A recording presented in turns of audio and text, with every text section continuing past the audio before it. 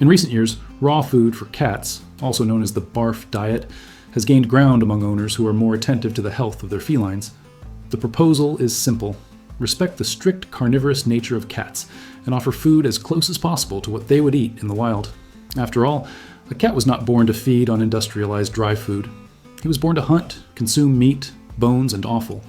However, despite all the benefits that the raw diet can provide, such as improved immune system, reduced allergies, less odorous stools, more beautiful coats, and greater vitality, many owners make serious mistakes during the process.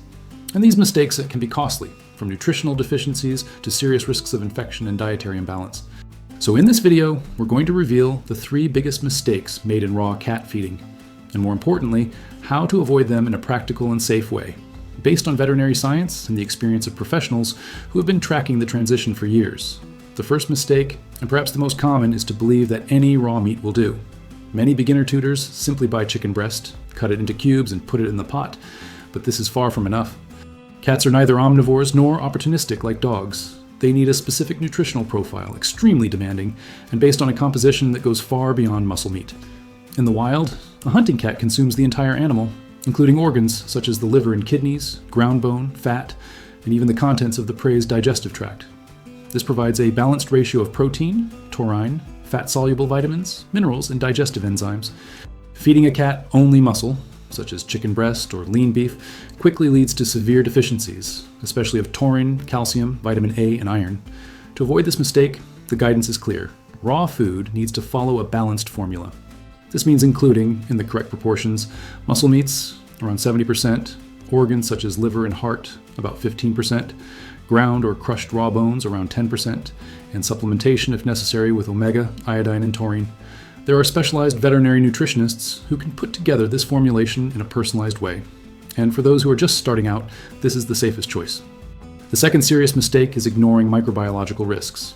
Yes, raw food can carry risks if it is mishandled. Meats contaminated with Salmonella, E. coli, or Campylobacter can affect not only the cat, but also the owners, especially the elderly, children, and immunosuppressed people. What many forget is that although cats have a short and acidic digestive system, which helps deal with some bacteria, this does not make them invincible. In addition, cross-contamination in the home, especially on cutting boards, poorly washed jars, and disorganized refrigerators, greatly increases the risk to humans. Therefore, hygiene is an essential part of the raw diet. The meat must be fresh, of reliable origin, kept under proper refrigeration, and handled with the same safety standards used in professional kitchens. It is essential to freeze meat beforehand for at least 7 days at -18 degrees to eliminate parasites, such as Toxoplasma gondii. Utensils should be sanitized with hot water and detergent after each use, and portions should be separated into individual portions, ready for gradual defrosting. You should never refreeze thawed meat, and the time it stays out of the refrigerator should be kept to a minimum, especially in the warmer months. The third big mistake is to transition abruptly or without observing the cat's signals. Raw food requires adaptation, and each cat has its time. There are felines that accept the change well and show immediate interest in raw meat. Others, however, find the texture, smell, temperature, and even the place of feeding strange. Forcing or pressuring the animal can generate aversion, stress, and refusal to eat. In addition, the cat's digestive tract needs time to adjust to new enzymes, the digestion of animal fat, and the presence of ground bones. Starting radically can cause diarrhea, vomiting, or constipation. Ideally, the transition should be slow, gradual, and monitored. In the first few days, you can offer a mixture of wet food with small amounts of raw ground meat. Gradually, the proportion of the natural diet is increased, and the ration is reduced. It is important to offer the meat at room temperature, never cold directly from the refrigerator, and to maintain regular feeding times. It is also necessary to observe the cat's feces, behavior, appetite, and hydration. Any sign of change should be brought to the attention of the veterinarian in charge, especially if the transition is being made on their own. It is worth remembering that raw food is not for all cats. Felines with low immunity, liver, kidney, or pancreatic diseases may not benefit from the diet or even be harmed by it. Therefore, prior exams are essential. In addition to these 3 main mistakes, there are other important precautions.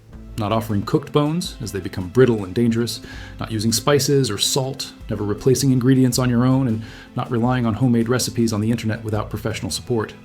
The raw diet requires commitment, study, and responsibility. But when done well, the results are visible: renewed energy, lower incidence of diseases, improved oral health, and even greater longevity. After all, we are respecting what the cat's body was made to consume.